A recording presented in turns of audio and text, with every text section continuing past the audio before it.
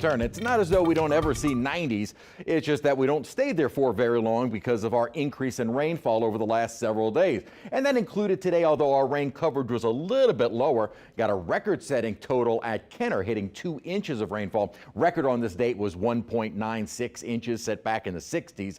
And so we saw a record amount of rainfall, but thankfully didn't lead to any flooding. And at the moment, and really the trend over the last couple of hours, has been less and less rain. Had some thunderstorms roll across Franklinton, more spotty in nature elsewhere on the south shore, and otherwise, aside from maybe a little passing sprinkle here and there, a lot of our rainfall is coming to an end. The model a little bit more aggressive with some scattered thunderstorms maybe continuing even after dark. Most of them, I think, are going to be ending. Now, we will likely see some early tomorrow morning, and maybe for some may wake up with a little bit of rainfall, but I think a relatively dry start to the day, but becoming more numerous during afternoon heating, and a good chance of rain increased it to about 80%. And then starting to decrease not until really this weekend, really the end of the week. And this weekend we'll finally start to see maybe more of a normal pattern, which though means we get back into the 90s. At the moment, some more breaks in the clouds as we actually started to see a little more sunshine breaking out, and that allowed the temperatures to begin rebounding back into the mid 80s right now at Kenner,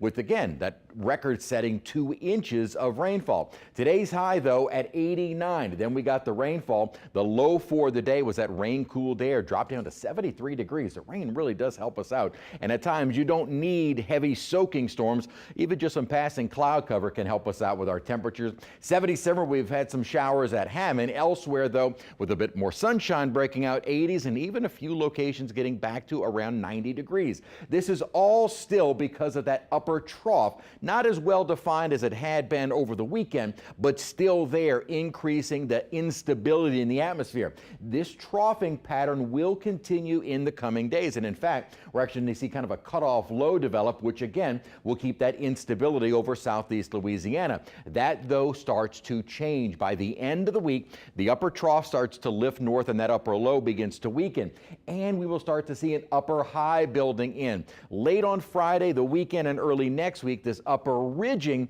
starts drying us out, and so we will start drying out and start to see those temperatures on the rise. So next couple of days will be on the particularly wet side, 60-80% through from tomorrow through Thursday. Then we'll start to see more of our normal type shower chances at around 30 to 40%. Now for tomorrow, we will once again see that low end threat for some street flooding, though notice the higher threat a little bit just off to our west. Wednesday still there, Thursday still there, and by Friday no longer a threat of the isolated street flooding, as our rain chances will be decreasing.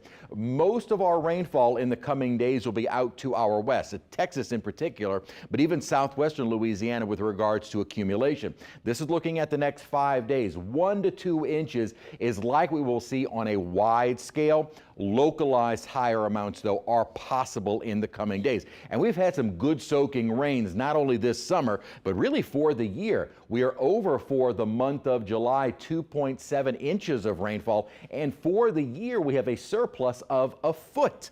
We're good. We don't need to see any big, heavy downpours. Usually, if we have a rain deficit in the spring, we tend to make up for it in the summer with regards to the tropics, and hopefully we don't see that. We've got plenty of rainfall. 80% chance, about a 70% chance for Wednesday. So next couple of days on the wetter side. Then as that upper ridging starts to build in and the upper trough leaves, our rain chance returning to more normal, as well as the temperatures back into the 90s. All right, Chris.